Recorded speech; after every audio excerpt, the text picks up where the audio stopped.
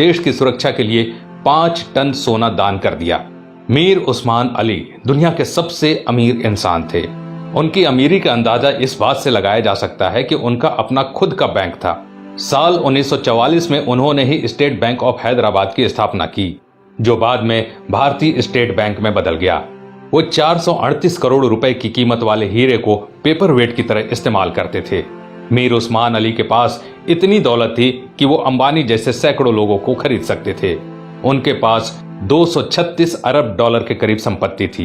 एक वक्त था जब दुनिया के सबसे अमीर इंसान थे मीर उस्मान। साल 1937 में टाइम्स मैगजीन ने उन्हें कवर पेज पर जगह दी। पूरी दुनिया के सबसे अमीर उस्मान अली ने एक वक्त इटली और इंग्लैंड से भी बड़ी रियासतों पर राज किया। वो हैदराबाद के नवाब महबूब अली खान के बेटे थे। आजादी से पहले तक वो हैदराबाद के निजाम रहे और फिर जनवरी 1950 को हैदराबाद के पहले राज्य प्रमुख बने। मीर उस्मान अली भारतीय इतिहास में सबसे ज्यादा दान देने वाले शख्स हैं। साल 1962 में भारत चीन युद्ध के वक्त मीर उस्मान ने भारत की सरकार को 5 टन सोना दिया था, जो कि किसी भी शख्स द्वारा दिया गया अब तक का सबसे बड़ा दान है।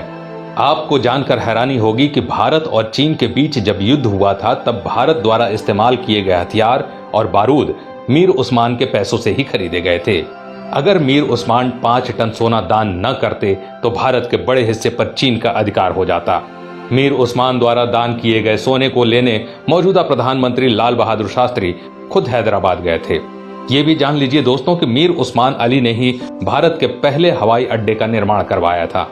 उस्मानिया यूनिवर्सिटी हैदराबाद की स्थापना भी मीर उस्मान ने ही की थी, जो आज भारत की सबसे बड़ी यूनिवर्सिटीज में से एक है।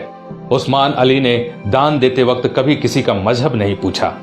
उन्होंने जहां एक तरफ अलीगढ़ मुस्लिम यूनिवर्सिटी को 5 लाख रुपए दान किए, वहीं बनारस हिंदू यूनिवर्सिटी को 10 लाख रुपए भेजे। संविधान निर्माता भीमराव अंबेडकर को मीर उस्मान अली ने 54 एकड़ जमीन दान दे दी, जिस पर बाद में कई कॉलेज और यूनिवर्सिटीज का निर्माण हुआ।